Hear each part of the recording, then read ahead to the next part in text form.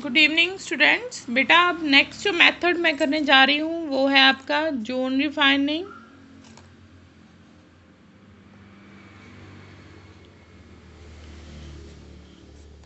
Zone refining method है, इसमें बेटा एक बात ध्यान रखिए, इसमें impurities have low melting point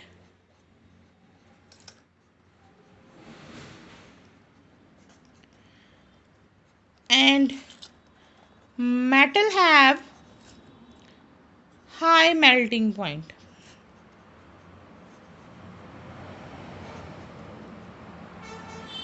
अब इसमें क्या लिया है हमने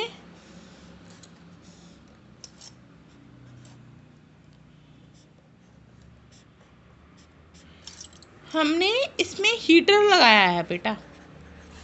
यहाँ सपोज हमने हीटर लगा दिया है, इसको बोलते हैं हम induction coil heater.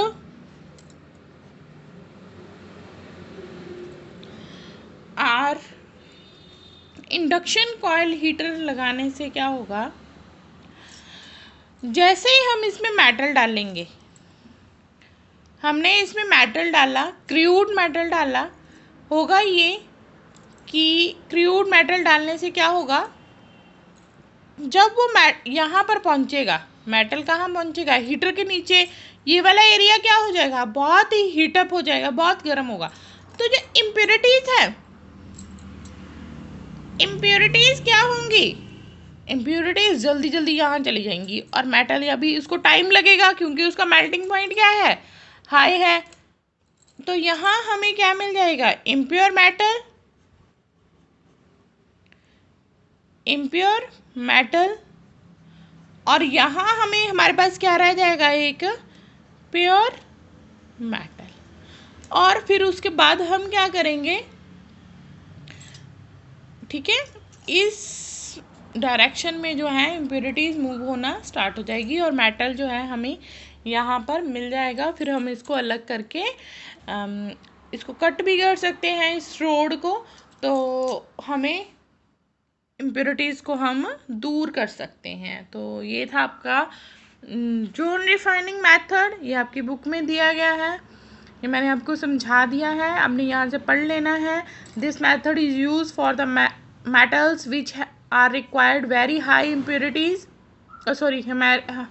Very high purities, बहुत ही ज़्यादा प्योरिटीज में चाहिए होता है। For example extremely pure silicon, germanium, boron, gallium, indium, these are the examples, ठीक है, are refined by this method. This method is based on the principle that impurities are more soluble in melt than the solid state of the metal। अब पता चल गया impurities क्या है, more soluble है, easily soluble हो जाती है।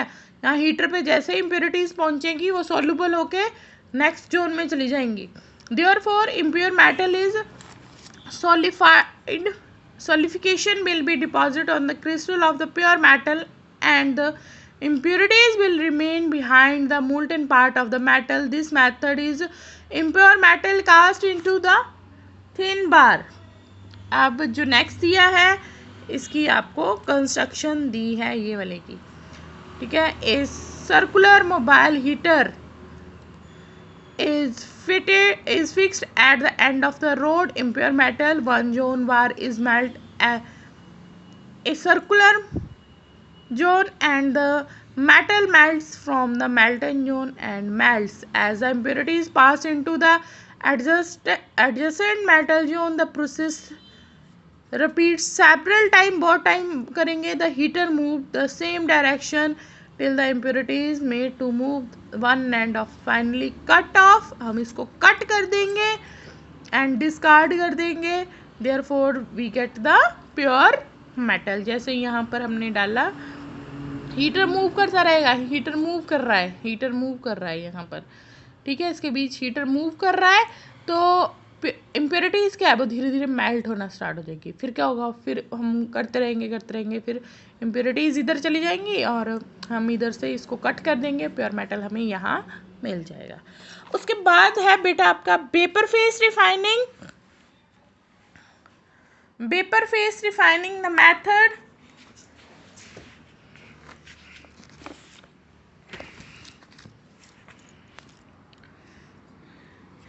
The method is based on the fact that certain metals are converted to their volatile compound while the impurities are not affected during the compound formation. The metal formed decompose on heating to give the pure metal, and the two requirement: the metal should be soluble, a suitable compound with a suitable reagent. The volatile compound should be easily decomposed so that it metal भी easily recovered.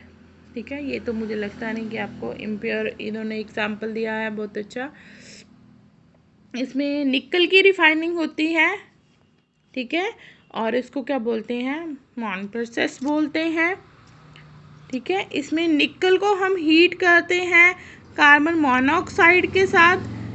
ठीक है, और निकल हमारे पास बनाता है निकल tetra carbonyl. फिर हम उसको हीट करते हैं तो हमें प्योर निकल और कार्बन मोनोऑक्साइड गैस जो है वो अलग अलग मिल जाती है। This is your vapour phase refining. उसके बाद आता है आपका वैन आर्क मेथड। इसमें क्या करते हैं, this method is similar the vapour phase method, very useful for moving all the oxygen and nitrogen present in the form of impurities in certain metals such as zirconium and titanium is getting ultra pure method। ठीक है, इसमें क्या है, impure metal को हम vapours के साथ heat किया, वेपर्स बन गए, फिर और हीट किया हमने, फिर हमें प्योर मेटल जो है वो मिल जाता है वैनगार्ड मेथड में। बेटा इसमें है, नेक्स्ट है आपका क्रोमैटोग्राफी। क्रोमैटोग्राफी में क्या है, the modern method of separation of purification is based on the principle of different compounds of the mixture are different absorbed on the absorbent। ठीक है, अब देखो बेटा इसमें ये हम इसकी हेल्प से जो है समझते हैं, डायग्राम की हेल्प से। इसमें क्या है, हमारे पास रोड्स होती हैं, डिफरेंट रोड ली हमने। ठीक है, और यहाँ पर उसको नीचे एक टैप लगा होता है। ठीक है, जैसे आप लोगों की ब्यूरेट होती है, सेम ही होती है ये भी उस टाइप की, बट ये जो डिफरेंट इसलिए होती है क्योंकि इनको क्रोमैटोग्राफिक पर्पस के लिए यूज़ करते हैं। हमने इसमें सोल्यूशन डाल दिया, मिक्स्ड है, डिफरेंट सोल्यूशन मिक्स्ड है, पर आप क्या करोगे, फिर हम इसको स्टैंड पे लगा देते हैं, पर कुछ एक टाइम के बाद आप देखोगे कि ये हम क्रोमैटोग्राफी कर रहे हैं, मिक्स मत कर लेना आप लोग।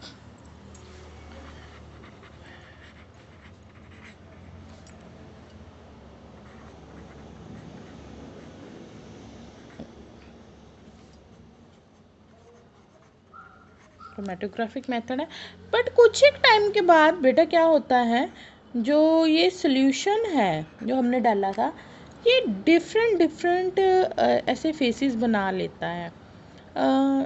ठीक है,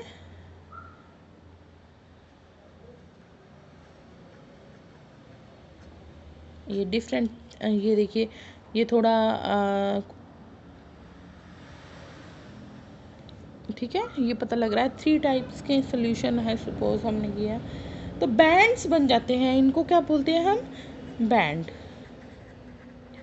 तो हम क्या करते हैं, इजीली सेपरेट कर सकते हैं, हमें जो बैंड चाहिए, सपोज हमें नीचे वाला बैंड चाहिए तो हम ये टैप ऑन करेंगे, हम इतना इसको रिमूव कर लेंगे, उसको अलग बीकर में रख लेंगे, फिर थोड़ी देर बाद क्या करेंगे हम इसको, फिर हमें नेक्स्ट चाहिए होगा तो हम दोबारा से ऑन करेंगे नेक्स्ट, फिर फाइनल में हमें लास्ट मेटल मिल जाता है। ठीक है, इसको काफ़ी टाइम लगता है करने के लिए, स्टेशनरी मोड पे, हम स्टेशनरी फेस पे रखना पड़ता है। ठीक है, तो ये था आपका क्रोमैटोग्राफी। आई होप कि आप लोगों को समझ आ गया होगा। 2 टाइप की होती है क्रोमैटोग्राफी, एक होती है कॉलम क्रोमैटोग्राफी और एक पेपर क्रोमैटोग्राफी। ठीक है, तो ये था आपका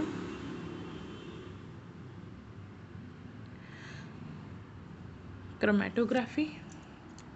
क्रोमेटोग्राफी जो पेपर के बारे में आप पढ़ लेंगे, अगर आपको कुछ नहीं पता चलेगा तो पूछ लेंगे। तो बेटा अब आपके 7 के 7 मेथड जो हैं वो मैंने डिस्कस कर दिए हैं, तो ये देख लेंगे आप सभी, आपकी बुक में दिया गया है बहुत अच्छे से। तो बेटा इसी के साथ जो है हमारा जो ये चैप्टर है ये फिनिश हो जाता है। 6 यूनिट कंप्लीट, और मैंने सभी टॉपिक कवर करने की कोशिश की है। अगर कुछ छूट गया है तो आप प्लीज़ मुझे बता दीजिए, और सभी बच्चे अपने नोट्स बना लेंगे।